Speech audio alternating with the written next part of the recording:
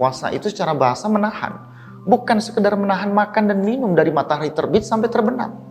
Tapi kan kita diminta menahan semua yang buruk-buruk dalam hidup kita. Biasanya berbohong diminta menahan tidak berbohong. Biasanya korupsi, memakan harta yang bukan miliknya, dia diminta menahan untuk tidak memakan harta dari apa yang memang menjadi bukan bagian dari miliknya.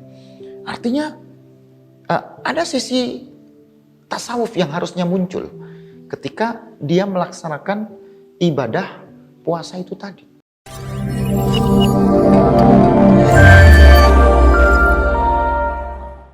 Bismillahirrahmanirrahim.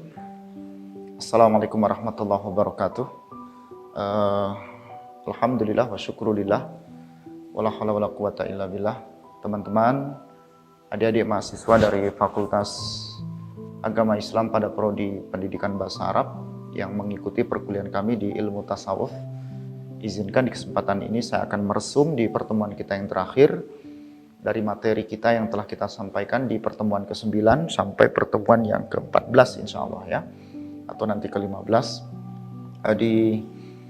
Tentunya di pertemuan yang sudah berjalan dari apa yang kita lakukan, ini tentunya adalah pertemuan yang nantinya akan kita resum menjadi apa sebenarnya tujuan daripada orang memahami ilmu tasawuf. Tentunya tidak lain dan tidak bukan adalah ingin mendekatkan diri kepada Allah, baik dengan mendudukkan dirinya pada al-maqamat, dan itu dia sesuaikan dengan al-ahwal. Jadi ada mati ketika orang melaksanakan ibadah sholat. Ya, baik ibadah itu dia lakukan sebagai bentuk ketaatannya kepada Allah Subhanahu wa Ta'ala, karena di dalam ibadah sholat itu sebagai contoh dia menggunakan busana muslim atau busana muslimah.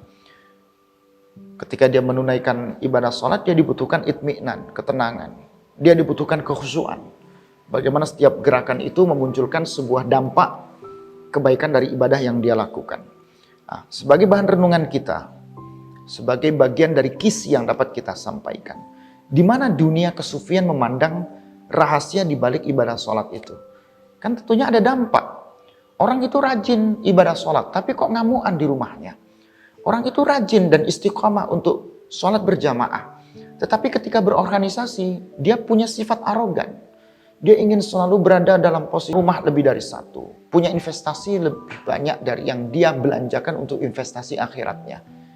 Ya, jadi investasi dunianya kecil. Ini kan ada yang masalah dari akhlak kehidupan yang tidak muncul dan tidak ada dampak dalam tasawuf di hidupnya. Nah, di pertemuan kita yang ke-14, ya, kita mengangkat akhlak yang muncul dari ibadah haji.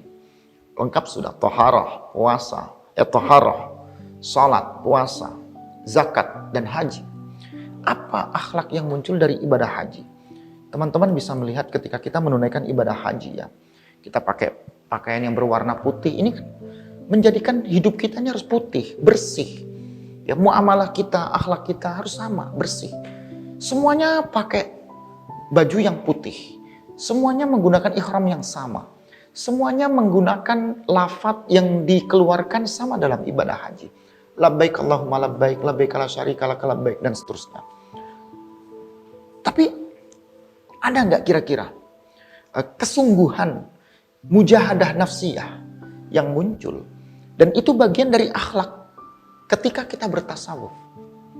Dan mujahadah itu, kalau dihubungkan dengan akhlak seseorang ketika bertasawuf, maka ada dampak sebenarnya dari ibadah yang dilakukan dengan ibadah haji dalam muamalah kehidupannya.